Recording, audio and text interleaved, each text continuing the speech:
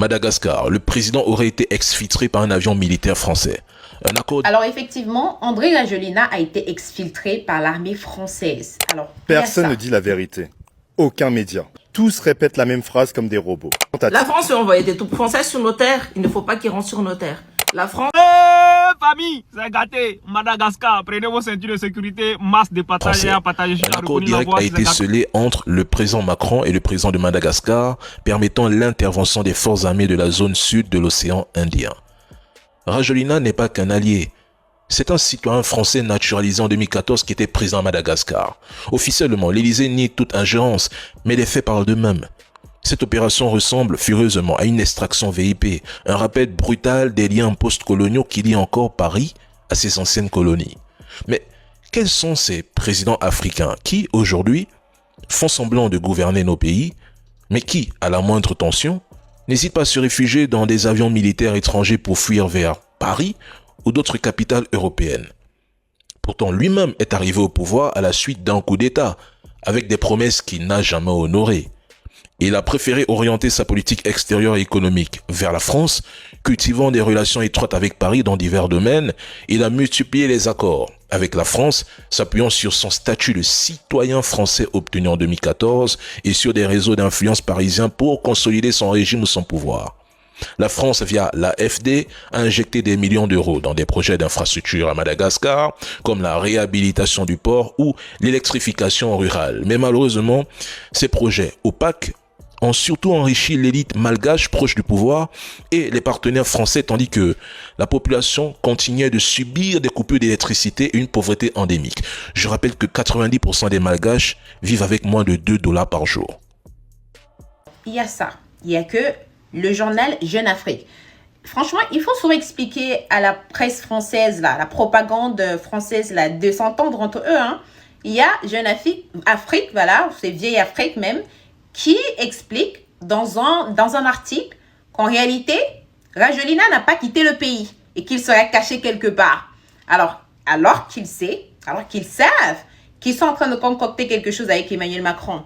Et RFI vient quelques heures ou quelques minutes plus tard écrire dans un autre article qu'en réalité, Emmanuel Macron et Rajoelina auraient concocté quelque chose pour qu'il soit exfiltré de Madagascar. Je vois une vraie main française à Madagascar. Hein. Je pense pas que c'est la volonté de la population. Mais dans tous les cas, dites-moi ce que vous en pensez dans les commentaires. Je pense que l'ère française, c'est en train de toucher à sa fin aussi à Madagascar quand même. La France veut envoyer des troupes françaises sur nos terres.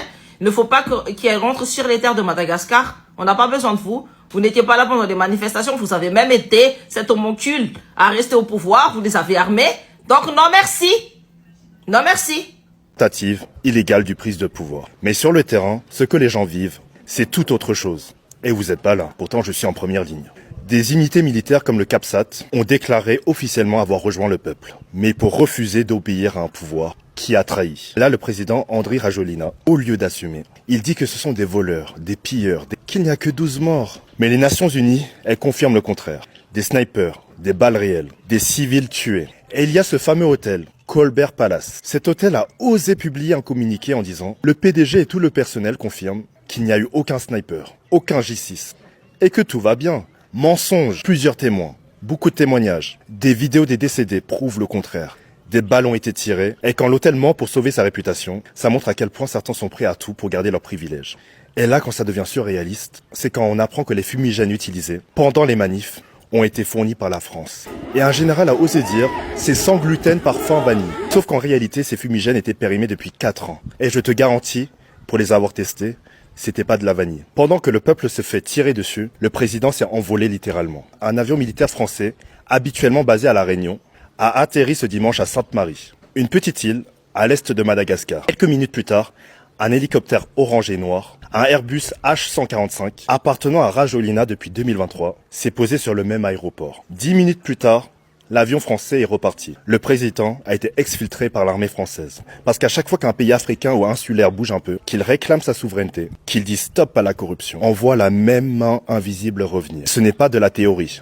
Le téléphérique de Tananarive, construit par Poma, une société française. Le Colisée qui a défiguré le palais de la Reine. Un projet signé Colas, société française. Tout ça, Ça ne sort pas de nulle part. C'est ce qu'on appelle de l'influence économique stratégique. La France colonise Madagascar à la fin du 19e siècle. Quand le pays devient indépendant en 1960, la France garde la main sur tout. Les banques, les terres, l'armée et même la politique intérieure. Et aujourd'hui encore, les îles éparses, riches en ressources, restent sous contrôle français. C'est pour ça que Paris a une base militaire à La Réunion, juste à côté.